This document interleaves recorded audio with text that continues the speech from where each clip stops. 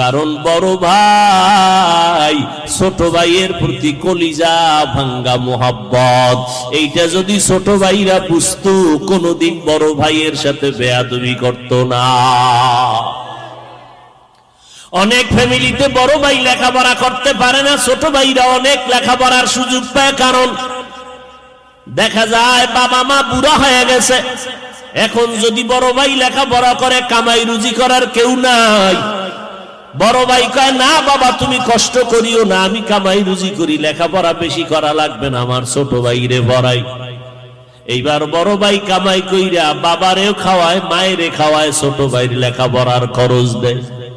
কিন্তু নিমুখারাম ছোট ভাই লেখাপড়া কইরা চাকরি নিয়া টাকা পয়সা নিয়ে কত ঈদের আনন্দে বাড়ি যায়, মার্কেট করে, বড় ভাইয়ের খোঁজ নেয় না। ইউসুফ নবী বলতেছেন আমারে কুয়ার মধ্যে যখন ফেলে দিল, আমার শরীরের পোশাক খুলতেছে, রশি লাগাইতেছে, তখন আমার কেউ নাই, অন্ধকার কূপের ভিতরে, জঙ্গলের ভেতর। যেই কূপের পানি বড় নাপাক, সাপ বিচ্ছুর করত। আমার ভাইয়ের আমার জামা কাপড় খুলিয়া এরপরে যখন রশিতে বেঁধে কূপের মধ্যে ফালায়, কি নিচে যাওয়ার পরে উপর দিয়ে রশিটা কেটে ফেললো।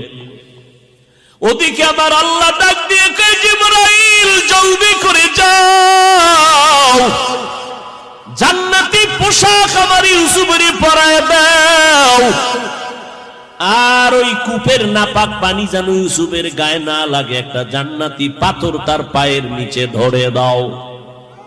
ইউসুফ নবী বলে আমি নিচে গিয়ে একটা পাথরের উপরে দাঁড়াইলাম, জান্নাতি পোশাক গায়ে পরলাম। ওখান থেকে আমার ভাইরা চলে গেল, কিন্তু কেউ আমার খবর নেয় না। অন্ধকার কূপ, কিন্তু আল্লাহর কুদরত, আমি ইউসুফের আমার মাওলা এত সৌন্দর্য দান করছে, অন্ধকার দিয়া চলতে কোনো বাতি লাগে না, ইউসুফের চেহারায় আলোকিত।